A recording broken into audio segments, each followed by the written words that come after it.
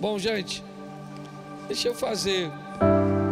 No primeiro culto, eu ministrei uma palavra sobre o fim dos tempos, dando algumas direções que eu acredito que são simples, porém extremamente importantes, sobre a preparação que precisamos fazer para este momento que me parece estar cada vez mais próximo, que é o momento de Jesus vir recolher a sua igreja. No primeiro culto eu expus, eu só vou fazer um resumo, que eu quero fazer uma outra reflexão com vocês, mas que a história de que teríamos terremotos, que teríamos pestes, ao longo da história isso sempre aconteceu. Ao longo de todo esse período que vivemos, vimos muitas vezes coisas que para nós parecia que Jesus estava voltando. Era pai contra filho, era ganância, violência, fora sinais. Porém, eu não sei se você reparou, de uns meses para cá, o intervalo desses sinais diminuíram. Eles sempre aconteceram, mas os intervalos dos fatos, me parece que eles diminuíram, o que pode estar indicando, sinalizando o momento em que Cristo vai retornar para buscar a sua igreja. Se olharmos o que aconteceu somente neste ano, nós vamos ver que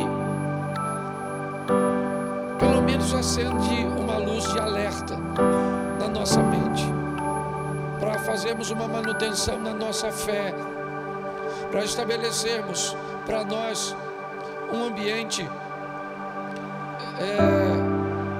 saudável, para buscarmos uma proximidade com os valores e os princípios de Deus. Eu acho que vale ressaltar a seca que estamos enfrentando na Amazônia, a guerra sem precedentes, pelo menos naquela região, e tantas outras coisas que nós estamos vendo acontecer em intervalos tão pequeninos. Eu acho que vale preparar a igreja, vale todos os dias fazermos a nossa oração, dando um indício ao mundo espiritual que estamos preparados para o retorno de Cristo. Mas pautado nisso, eu quero fazer uma reflexão com vocês de um texto muito conhecido. É a história do filho pródigo. Eu acho que ela tem muito a ver com esse momento.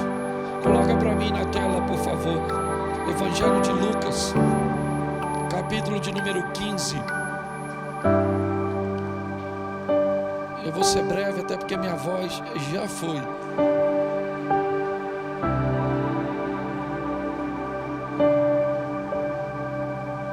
Lucas, capítulo 15, verso 11. Preste atenção, que é uma história narrada por Jesus. Ela é uma parábola, o que provavelmente indica que é uma história fictícia, criada por ele, para trazer uma mensagem. Então é muito importante que você entenda que mensagem Jesus está querendo trazer quando conta essa parábola. Então Jesus continua. Ele já contou duas parábolas.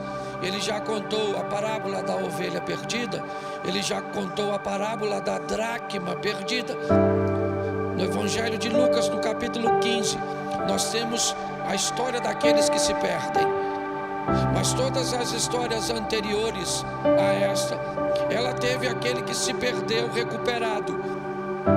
Aquele que perdeu a ovelha conseguiu recuperar a ovelha e se alegrou. A mulher que perdeu a moeda, a dracma, ela também varre a casa, acha a dracma, chama suas amigas e comemora. Me parece parece que o que Jesus está querendo dizer é que não há necessidade que ninguém se perca, pelo menos para sempre. A ovelha esteve perdida durante um tempo, e ela sabia que estava perdida, porque a ovelha tem senso de direção. A ovelha se acostuma com a voz do pastor. Ela compartilha a presença com o rebanho.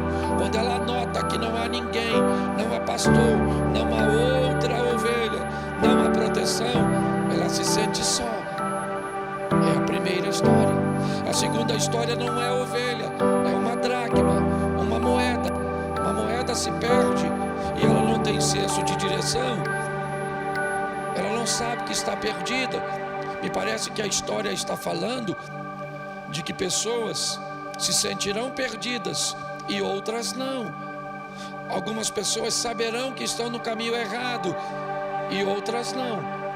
As duas histórias que precedem a essa, na verdade, é um preparo, é um pano de fundo para a história que Jesus começa a contar a partir do verso 11.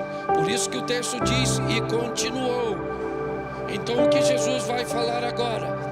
Ele vai falar que certo homem tinha 2 filhos. Talvez um seja semelhante à ovelha, outro semelhante à dracma. Tá certo? Então ele prossegue, verso 12: o mais moço deles disse ao pai. Preste atenção que Jesus vai separar a história dos 2.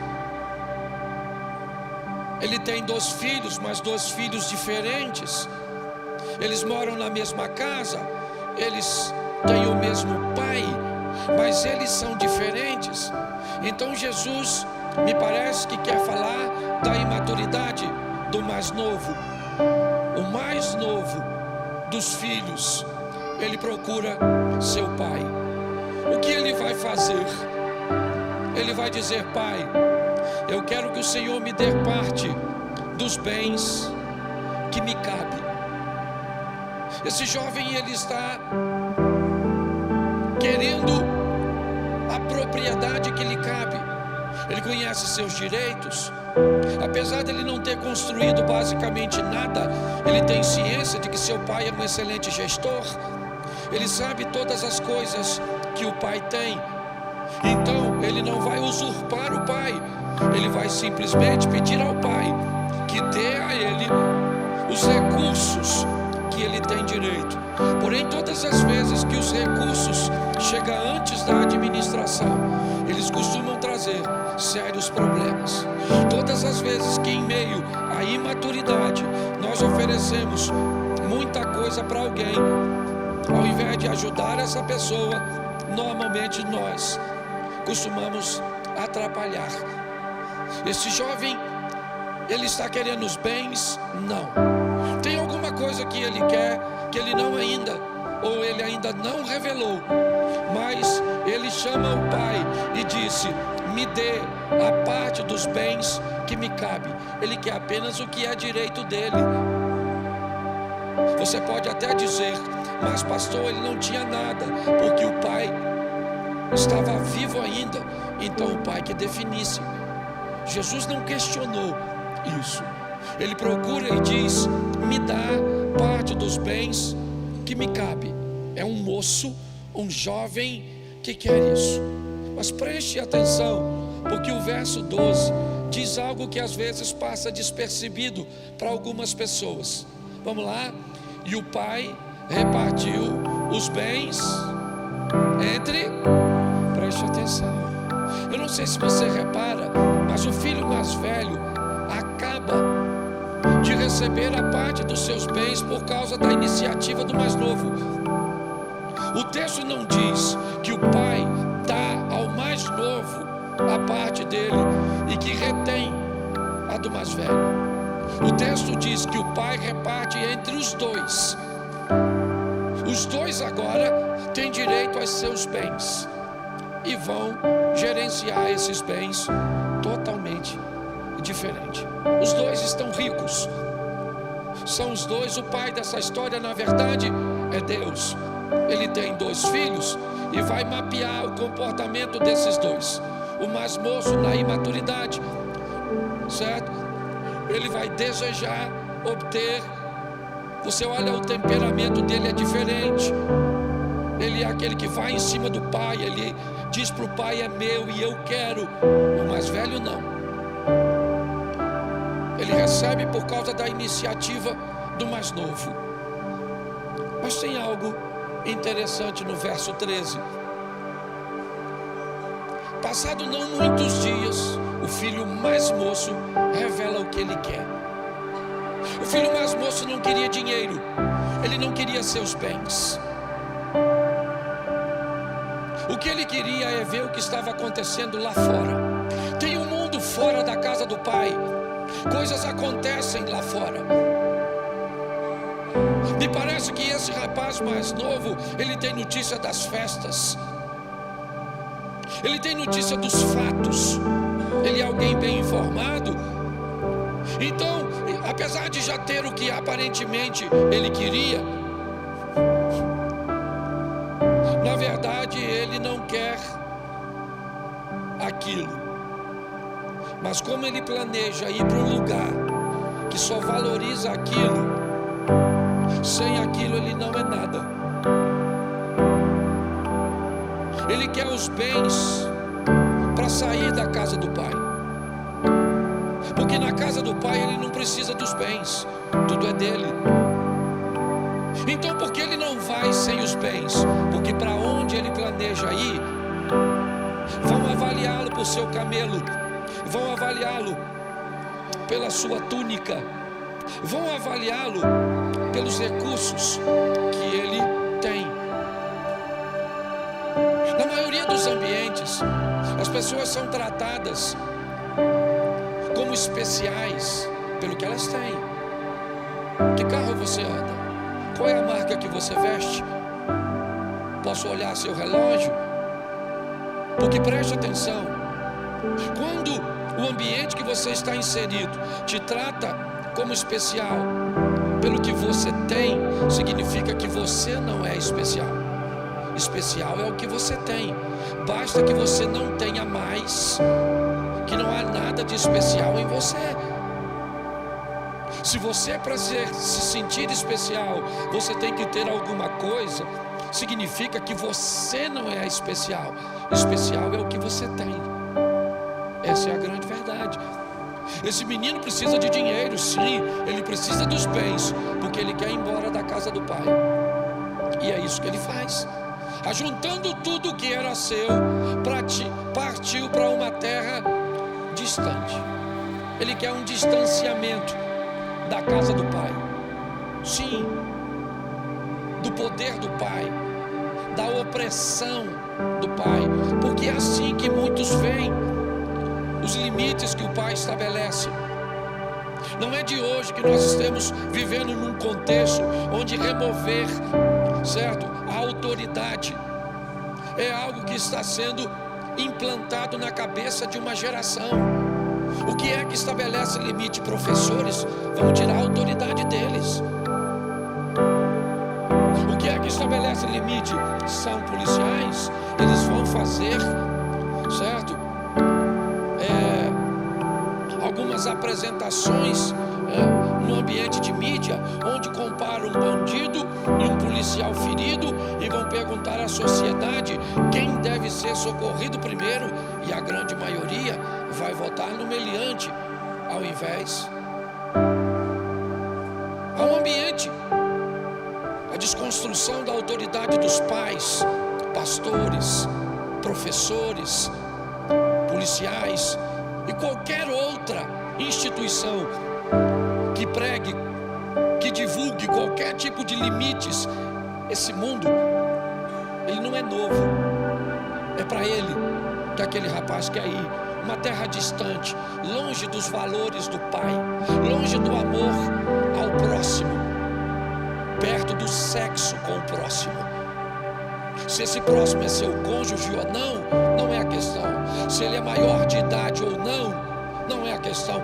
Aliás, se ele tem seu sangue ou não, é ir para bem distante. O distanciamento aqui, gente, ali Jesus diz uma terra distante, mas na verdade são valores distantes. É um distanciamento daquilo que Deus criou como ordem, como ética, como moral. Me parece que a grosso modo, certo, de uma forma muito simples, o que é ética? Ética é saber que o adultério é errado. O que é moral? É não adulterar. Ética é saber que está errado. Moral é não cometer o erro. É assim que funciona. Para este mundo, esse rapaz está indo. Ele quer se divertir, ele é mais colorido. Esse mundo é muito agradável, ele é muito atraente, ok? E é para lá que ele vai. Ajuntando tudo que era seu, partiu para uma terra distante. E lá desperdiçou todos os seus bens, vivendo de forma desenfreada, dissoluta, sem nenhuma preocupação. Por quê? Porque esse era o modelo da casa do pai. A casa do pai não é um ambiente de preocupação. A casa do pai é um ambiente de obediência. Na casa do pai, quem obedece está guardado, está respaldado pela obediência. É isso. Não existe segredo para viver aqui. Não. Para viver aqui precisamos obedecer os princípios. Há princípios aqui que fará com que você aprenda a gerenciar coisas materiais. Há princípios aqui que vai te ensinar a gerenciar coisas emocionais. Há princípios aqui que vai te ajudar a gerenciar questões espirituais. A casa do pai é um ambiente de ordem, onde você não tem muita preocupação, você está protegido. Os anjos do Senhor acampam-se ao redor daqueles que o temem e os livram. O que nós precisamos é obedecer. Obedecer o quê? O próximo. O que a Bíblia diz sobre mulheres na igreja? Diz que qualquer mulher que não seja meu cônjuge deve ser vista como minha mãe ou como minha irmã. São princípios simples que às vezes, se negligenciarmos, teremos sérios problemas. É para este mundo que esse rapaz vai, um mundo distante. E nesse mundo distante, ele começa a desperdiçar todos os seus bens, talvez sem sentir. Ele não perde apenas coisas, ele vai perdendo pessoas. É isso. Vivendo de forma desenfreada, ele toca a vida. Verso de número 14. Depois de ter consumido tudo, depois de ter perdido tudo, sobreveio àquele país uma grande fome e ele começou a passar necessidade. Agora já dá para notar que ele não tem mais as belas companhias, os tapinhas nas costas. Agora não, agora as pessoas vão embora. Já aconteceu isso contigo? De ver pessoas atravessarem a rua para não encontrar com você? Quando o momento desafiador chega? Porque é assim que funciona. Quando a necessidade aparece, cadê as pessoas que andavam com ele quando ele tinha? Esses são os valores do mundo lá fora. Aprenda uma coisa nessa vida: mais de 90% das pessoas que vão cruzar seu caminho ao longo de sua vida não gostam de você, gostam do que pode ter de você. A grande verdade é essa. Eu falo isso por onde eu passo. Sabe o que vai sobrar daqui a uns anos? Minha esposa, meus filhos, netos, se eu conseguir cultivá-los. Aliás, se eu vir aqui falar alguma coisa que você não gosta, no próximo culto você pode não estar mais aqui e estar frequentando em outra igreja. Porque eu tenho descoberto uma coisa: a maioria das pessoas, elas não gostam do que você fala. Elas só se identificam com aquilo que você está falando. É uma identificação. É como se eu eu também falaria isso. Então, se você falaria isso, você continua perto de mim, porque eu disse exatamente o que você gostou. Mas se eu começo a criar um problema para você, automaticamente muitos, ao invés de mudar de postura, vão mudar de ambiente. Nesse ambiente não tem vitória. O texto diz, ele começa a passar necessidade, e ele está, dá uma olhadinha, porque Jesus vai piorar a situação do jovem. Verso 15: então ele foi pedir trabalho a um dos cidadãos daquela terra, e este mandou para os seus campos, a fim de cuidar de... É uma humilhação o que Jesus está fazendo. Jesus está contando uma história para judeus. Eles não criam porcos, eles não comem porcos. Aliás, eles não se relacionam com quem faz isso. O que Jesus está dizendo é que o filho mais novo tomou decisões tão ruins que o que sobrou para ele foi um indivíduo que deu para ele o emprego mais humilhante, a condição mais degradante. Por quê? Porque o filho está perdido. Ele está perdido. Lembra?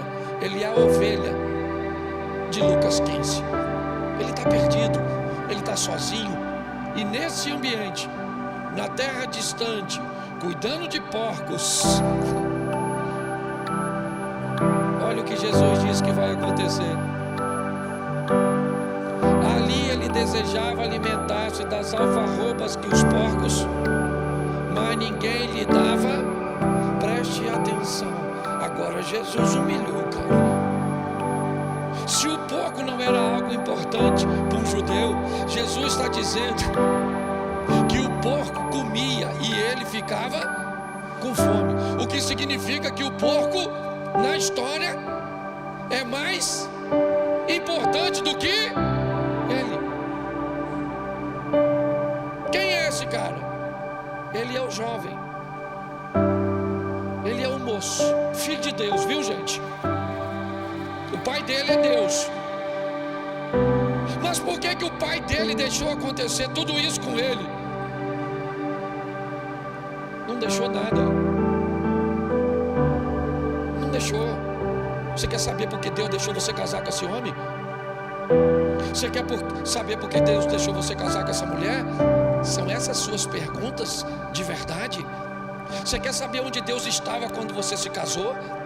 Você quer saber onde Deus estava quando você entrou nessa sociedade? É isso? Eu vou falar para você, Ele estava onde sempre esteve, no controle de todas as coisas e te sinalizando, porque a maioria de nós entramos num buraco que sabíamos que estávamos entrando. Talvez por haver muitos recursos na época, nós não conseguíamos ver, certo? É simples. Eu moro aqui, Xerém, sempre morei. Esse rio que passa na vila, ali nós tomávamos banho lá perto da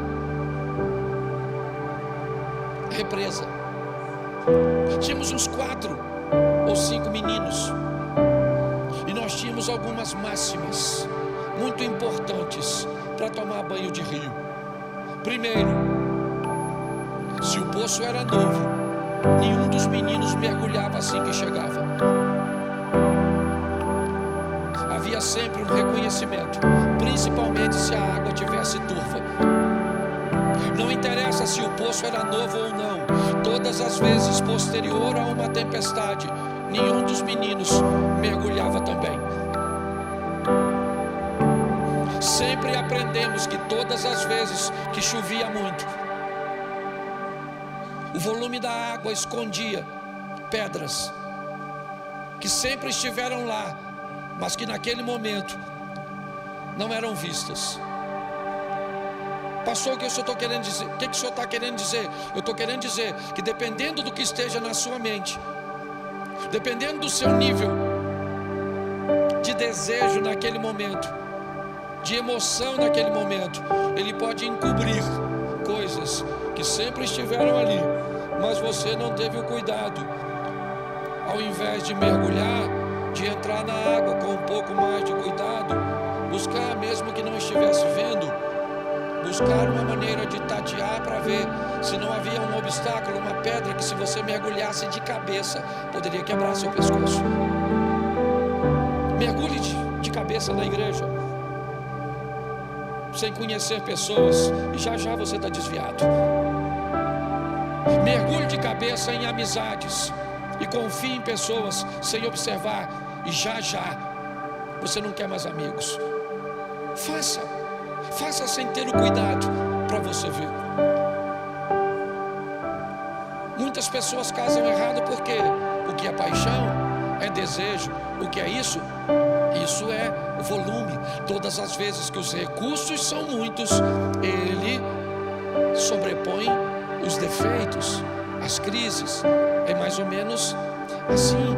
É nesse ambiente que ele perde tudo. Ele é filho de Deus, ele já esteve na casa, nos valores, nos princípios, mas agora ele está no fundo do poço. Mas no fundo do poço, verso 17, então caindo em si.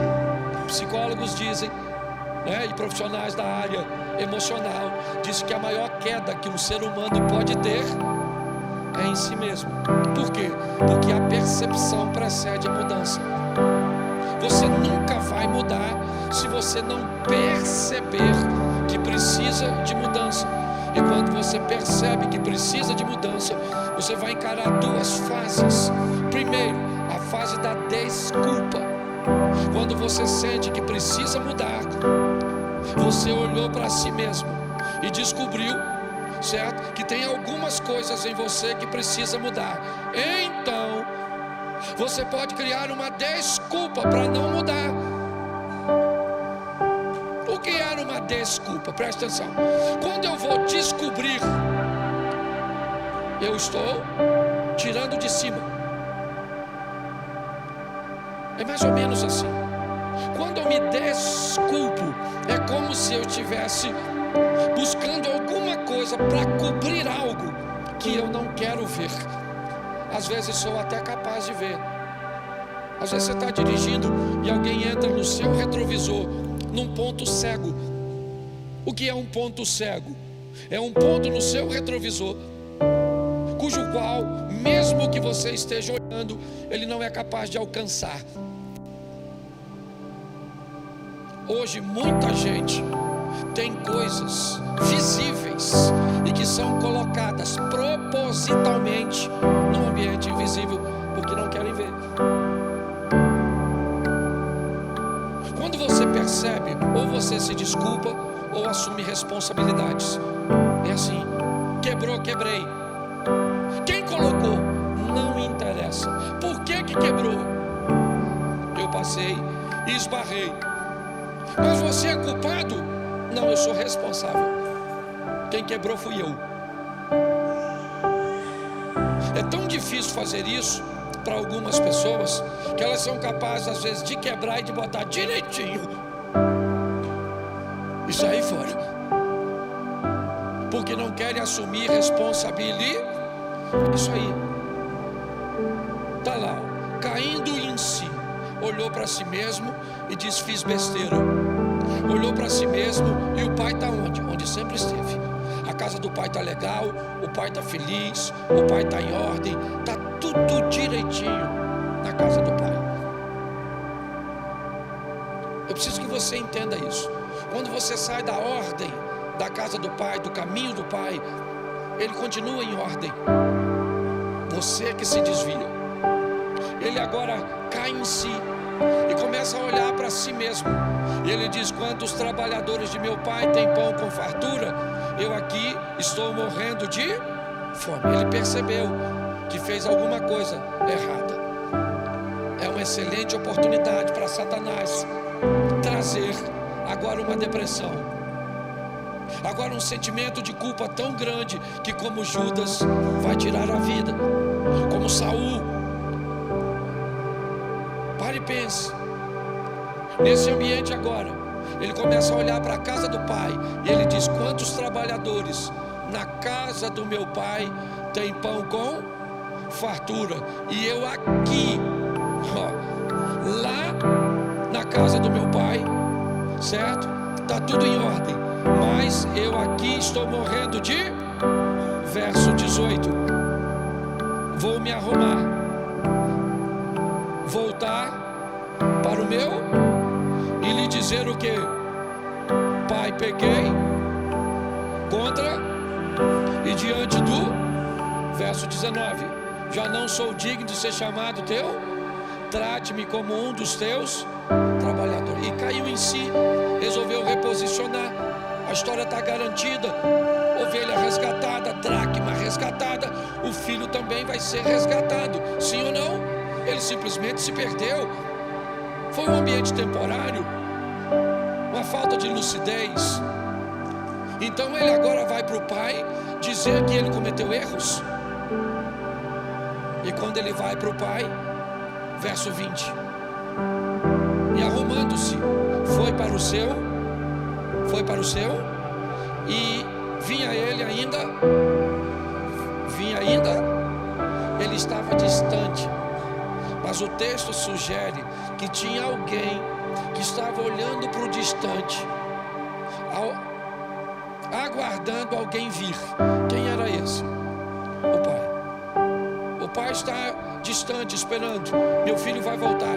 Mas se ele voltar sem grana, não tem problema para mim. Se ele voltar ferido, não tem problema. Se ela voltar grávida, não tem problema para mim. Se ele voltar falido, e se ele voltar doente, não tem problema. O pai não tem problema. O pai está olhando, aguardando pessoas voltarem. E é isso. Quando o pai o avistou, ele é o pai, entende muito. Ele sabe que a distância entre o filho e ele é muito longa. As pernas para alguém pedir perdão fica pesada. Para aquele que vai pedir perdão, por isso o texto diz que quando o avistou, se compadeceu dele. Sabe que quem está vindo não é fácil para quem está vindo. Então o pai fez o que o filho não conseguia fazer. Correndo, o pai, quando seu pai o avistou, compadecido dele, correndo, o pai é que vai na direção do filho. Ele vê que está difícil do filho vir, então ele vai até o filho, abraça o filho, beija o filho e começa a mandar uma mensagem para o filho: não interessa o que você fez, você é meu filho. Mas preste atenção. Quem foi que foi buscar a ovelha perdida? O pastor. Quem foi que foi procurar a dracma perdida? A mulher. Quem foi que foi procurar o filho perdido? O pai? Não. O filho é que descobriu que precisava voltar. É o filho. O filho que descobriu que precisava voltar. É o filho que decide voltar. Preste atenção, eu não estou falando aqui daqueles que se convertem pela primeira vez. É um retorno. Os dois já eram filhos e moravam na casa do pai. O filho olhou e disse: na casa do meu pai tem pão com fartura, eu aqui morro de fome. Levantar-me-ei, irei ter com meu pai, lhe direi: pai, pequei contra o céu e diante de ti, já não sou digno de ser chamado teu filho. Aí ele levanta-se, vai até o seu pai. O seu pai então, vendo de longe, corre, compadece-se dele, correndo, o abraçou e o beijou, e já foi logo dizendo: vamos lá. E o filho, assim que ele chega, o filho diz: pai, pequei contra Deus e diante do... já não sou digno de ser chamado seu... Isso, sou digno de ser chamado seu filho. É isso que Satanás quer, botar na sua cabeça que você não é digno, dizer para você que não tem mais recuperação, enfiar na sua cabeça que o que você fez, presta atenção, o que você fez pode te trazer prejuízos terríveis nessa terra, e se fizer errado, trará, e Deus não é obrigado a corrigir. Agora, no que diz respeito a pai, a te receber, ninguém. O que foi? Você tirou a vagina e botou um pênis, é isso? Você tirou um pênis e botou uma vagina, foi isso? Você colocou seios, o que você fez? Você pegou 10, 15 anos de prisão, o que você fez? Você abusou de alguma coisa, é isso? O que foi? Quem é você? Pare e pense. Todas essas coisas podem trazer para você consequências bem desagradáveis. Você quer pintar seu cabelo de amarelo e vermelho? Pinte, não tem problema nenhum.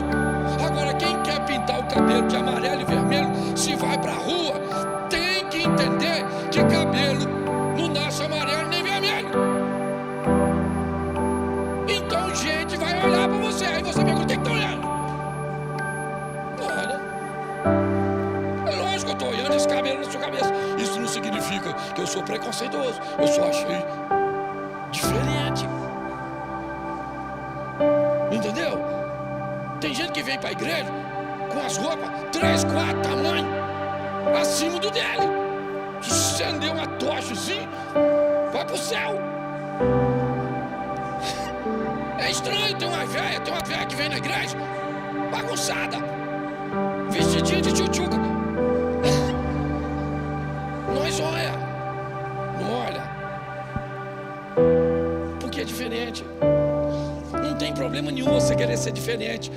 E se você quer ser diferente, eu já falei isso aqui, minha mulher chegou esses dias em casa, já faz um tempo: Cláudio, essa igreja tá uma bagunça. Eu falei: que houve, garoto? O pastor sou eu. Cuidado. Como assim bagunça? Tá tudo certinho. Você não viu, não? Eu falei: o quê, garoto? Tinha uma menina com cabelo azul. Pintou azul e as pontas, eu acho que era amarelo. A verdade assim. Achei mó barato. Olhei, porque destaca, nós estamos aqui, né? Falei: Jesus, olha ali. Aí ela falou: menino, você não vê uma menina com cabelo azul, com as pontas amarelas? Eu falei: vi. Você não fala nada não, Cláudio? O que você acha? Eu falei: eu não sei, querida. Seu cabelo é louro? Seu cabelo é amarelo? Louro? Eu quero saber se seu cabelo é louro. Você não tem cabelo preto? Então você pintou de louro, o menino pintou de azul, outro de amarelo, outro de vermelho, o outro, cada um pinta do jeito que quer. Aí ele vai dormir, vai perturbar outro, acabou o culto. Satanás querendo usar os de casa. Então eu não sei o que você fez. Deixa eu falar uma coisa pra você. Aqui ninguém, deixa eu falar uma coisa pra você. Ninguém pode te acusar de nada. Tem gente que fez umas coisas muito piores que você. E se Deus começar a revelar, acabou o culto. Tem gente que parou até de olhar pra mim. Não pode olhar, que eu não tenho esse dom de revelar, senão eu até aceito o que você faz, mas é fofoca, não é revelação. Falo mesmo. Não guarda dinheiro, vou guardar segredo. Tá certo? Então ele vai falar com o pai. O pai facilita tudo. Ele diz pro pai: pequei contra o céu e diante pequei contra Deus e diante do... É que essa tradução é outra. Já não sou digno de ser chamado seu. Fala assim: eu sou filho. É isso aí. Não interessa o que você fez. Para com essa palhaçada de: eu não me sinto digno. Então vai pro inferno. Poxa, não sei o que você fez. Eu sei que você é filho de... E pronto, se as pessoas acham, se concorda, se não concorda, se entende o modelo, se não entende, e isso é entre você e seu pai. Ele foi lá e falou. O que o pai falou no verso 22? O pai, porém, disse aos servos: tragam depressa melhor e vistam nele. Põe um anel no dele e sandália nos... Olha o verso 23. Tragam e matem o bezerro gordo. Vamos comer e festejar. Por quê? Porque este meu filho estava e reviveu, estava perdido e foi. E aí, meu festança, uma festança. Só um rastapé, fazendo uma festança danada, sim ou não? O filho perdido foi achado. Mas aí o filho, aí a história troca de filho, tem outro filho. Pensa num troca de filho, ser filho. Olha o filho mais velho, ele saiu da casa, sim ou não? Ele continuou em casa, ele estava perto do pai, mas longe dos valores do pai. Está assim de gente. O filho mais velho que estava no campo, provavelmente trabalhando, trabalhador, quando voltava, ao aproximar-se da casa, ouviu o quê? A música e uma festança. Bota aí pra gente adiantar. Chamou um dos empregados e perguntou o que era, e o empregado rasgou.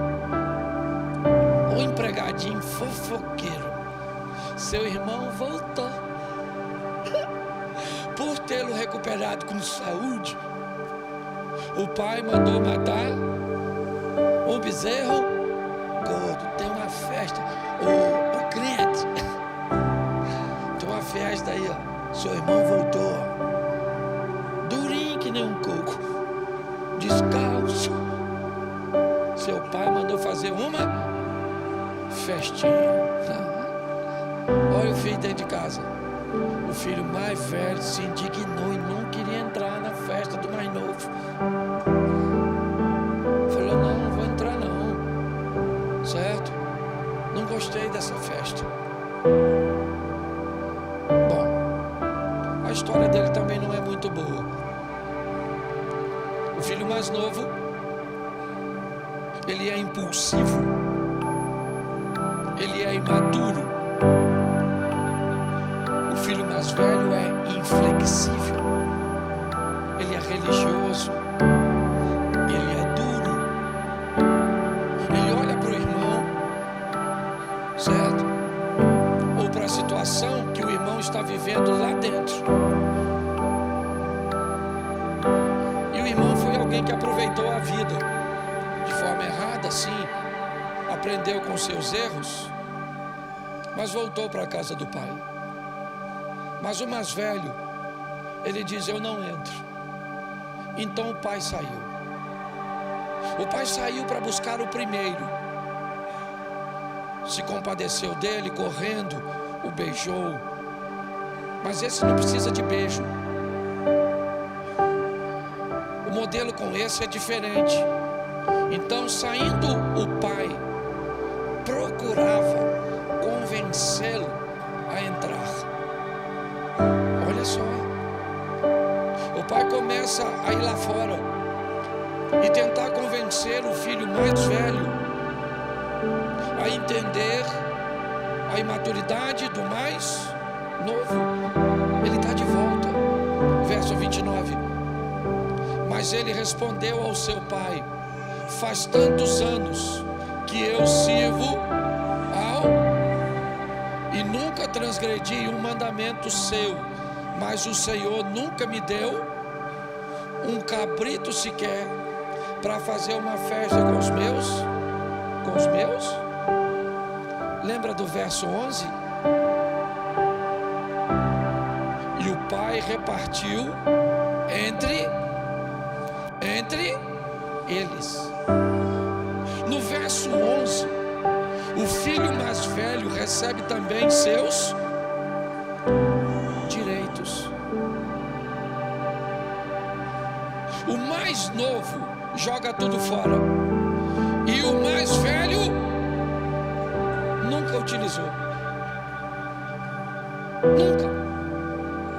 Aprisionado num ambiente, ele nunca utilizou. O pai vai falar isso com ele. Ele diz, olha, eu estou aqui, esse teu filho foi embora, gastou tudo, o senhor pega um bezerro gordo e dá para ele, mas o senhor nunca me deu nada. Porque tem gente que vive nessa terra como se nunca fosse morrer, como o filho mais novo. Ou então vive nessa terra, ou morre nessa terra, como se nunca tivesse vivido. como se nunca fosse morrer. Ele não pensa em nada, é um inconsequente. Já tem outros que morrem como se nunca tivesse vivido.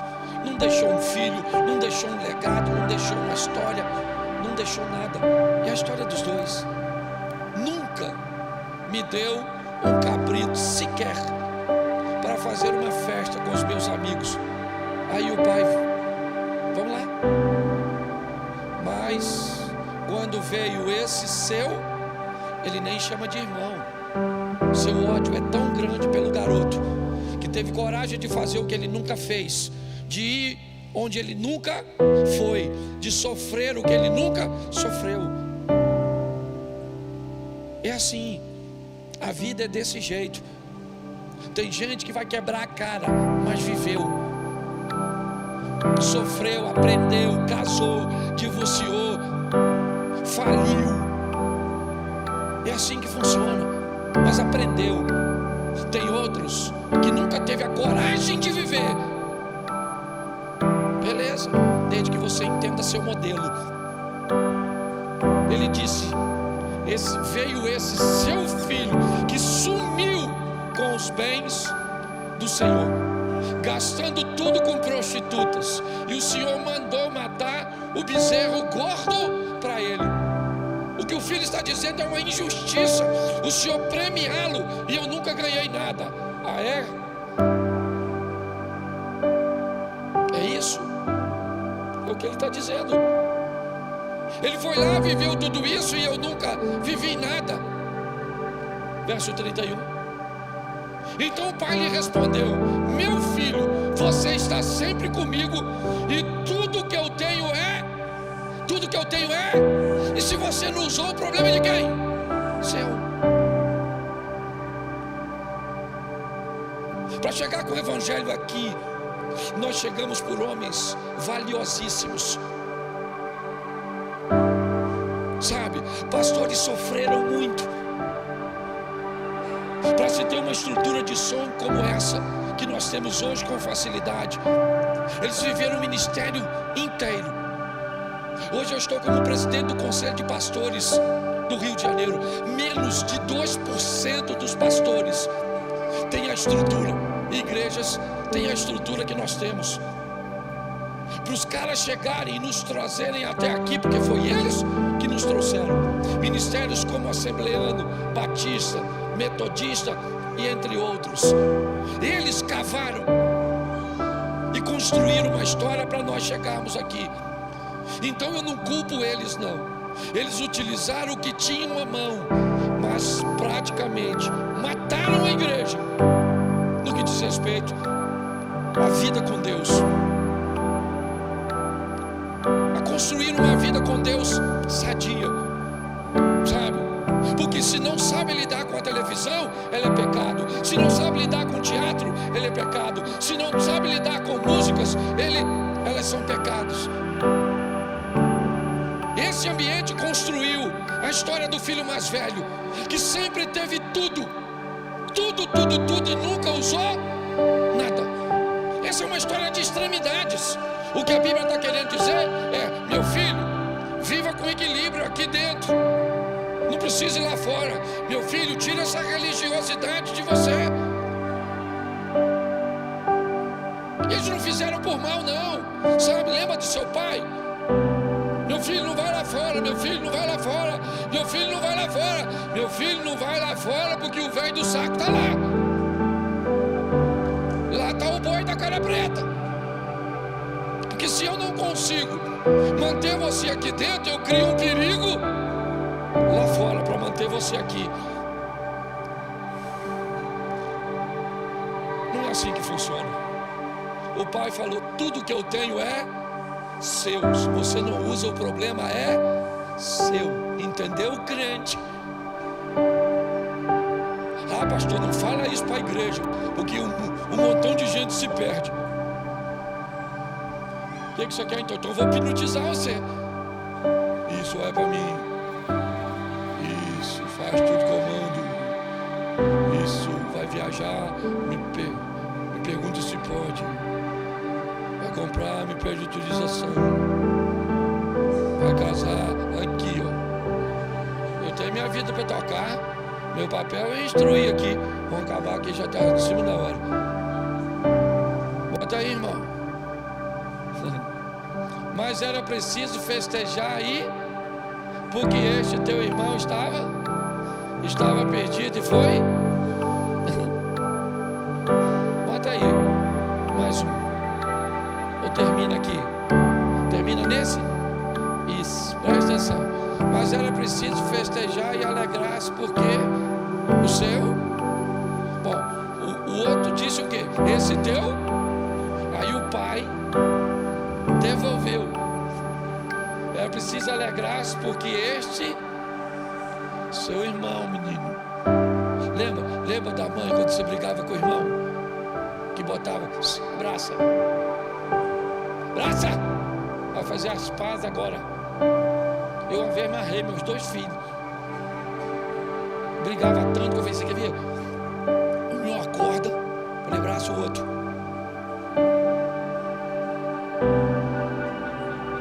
Eu dei uma ideia e volto, não acorda. O negócio eu vou ficar abraçado, você é seu irmão. Entendeu, Caim?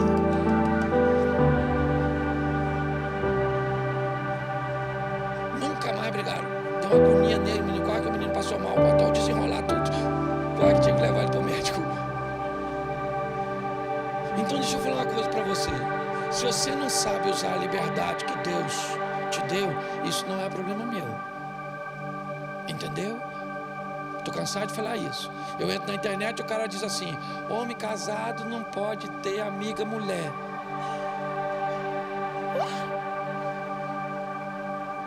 Por que homem casado é débil? Homem casado pode ter amiga mulher? Sim ou não? Claro que pode.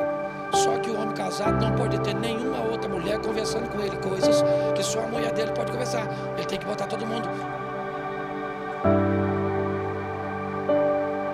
Eu gosto de ampliar a visão das pessoas. Eu sei que vai me dar um trabalho desgraçado, mas eu faço. Tá? Então, eu quero fazer você raciocinar, você perguntar assim: será que eu sou tão burro? Não pode. Não pode. Sabe? Eu raciocino um pouquinho. Eu não tenho problema. Eu tenho assim, ó, a mulher, eu tenho assim de amiga mulher. Louvado seja Deus. Agora nenhuma manda fotinha nenhuma. Não curto fotinha nenhuma. Ah, pastor, estou com uma necessidade, ô Cláudio. Ô ministro, conversa isso comigo não. Não é comigo não. Eu vou falar com minha mulher. Aí nem quer conversar mais. Minha mulher pensa numa mulher, irmão. Vou falar para você. Pensa numa mulher forte. Minha mulher é doida. Louvado seja Deus. O que eu tenho de equilíbrio, ela tem de loucura. E aí isso é que é legal, porque se não fosse assim, eu não tinha ministério, não tinha nada. O ciumento lá sou eu, ela não tem ciúme de nada. Se eu viajar agora, certo? Falar para minha mulher: ó, acabou o culto, tive que viajar. Sabe o que ela fala? Deus te abençoe. Se ela falar para mim agora, viajei, eu falo: aonde foi, que hora, fala com quem? Então a gente se completa. Pastor, se eu falar mal da sua mulher, claro que não. 100% do que eu sou, pensa num cara ruinzinho de gaiola. Era eu quando eu entrei na vida dela. Não tinha nada, onde cair vivo. Não sei como é que aquela mulher casou comigo. Hoje tem um montão de mulher que olha para mim, eu fico pensando: menina, se você me visse tempos atrás, você lembra? Você já lembra do careca? E olha que naquela época eu ainda estava legal. Eu tive uma época que eu parecia que eu caí na soda cáustica. Eu estava... Você ri, mas o assunto é sério. Então eu amo minha mulher, pastor, o senhor é louco falar dela. Não. Se você viu como eu trato minha mulher, você vai entender que eu posso falar qualquer coisa dela. Como eu trato minha mulher. Certo? Então deixa eu falar uma coisa para você, ô crente. Aprenda a ser crente. Eu não vou ficar lá: ai, cadê ele? Nossa. É porque o cara vai tomar um vinho, sabe o que ele faz? Ele vai tomar uma taça de vinho com a mulher dele, numa cantina italiana, tá? Eu tô lá, Não. É pecado ele tomar uma taça de vinho? Fala para mim se é agora. Acabou. Comecei a falar, eu termino. Já estou acabando, tá? Claro que não! Mas o miserável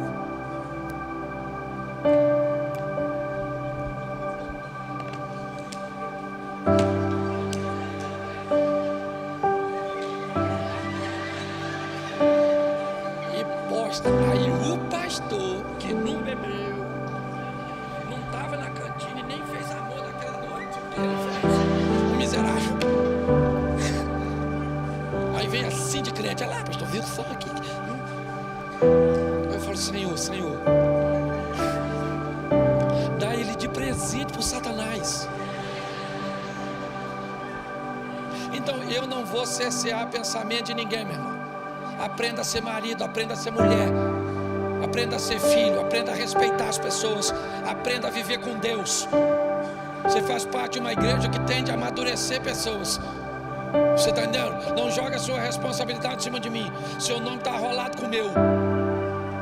Todas as vezes que você faz uma sem vergonhice, aí vem de pastor. Nossa, eu conheço todo mundo, que eu sou nascido e criado aqui.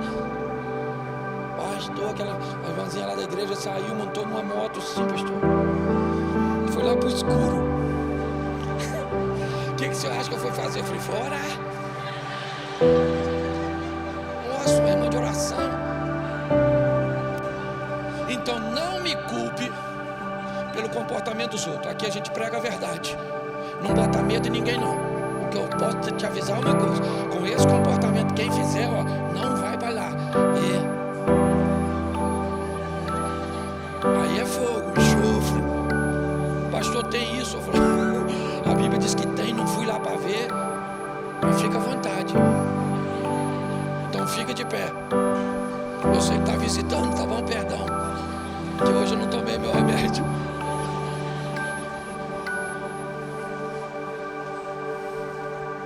Feche seus olhos. Pai, muito obrigado. Muito obrigado porque dá para falar a verdade com respeito. Dá para falar a verdade com amor. Dá para falar a verdade sem tirar a dignidade de ninguém. Toma cada um de nós, Senhor.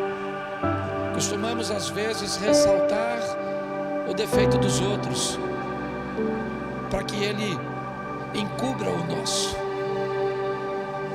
Ajuda-nos, ó Deus, a vivermos dentro dos Teus princípios. Somos filhos, às vezes perdido fora de casa, às vezes perdido dentro de casa, mas somos Teus. Ensina-nos a não jogar fora tudo aquilo que o Senhor nos deu, mas ensina-nos a fazermos uso de forma equilibrada daquilo que o Senhor nos concedeu. Leva-nos aos nossos lares, às nossas famílias, para vivermos de forma extraordinária. Que tenhamos uma semana, Senhor, de boas notícias, uma semana de bons negócios, uma semana onde veremos a Tua mão agindo em nosso favor. Que o grande amor de Deus, nosso Pai, a graça de nosso Senhor e Salvador Jesus Cristo e as doces consolações do Santo Espírito de Deus seja para com todo o povo do Senhor, e todos digam. E se você achar que não consegue fazer isso, vai continuar com os ruins mesmos.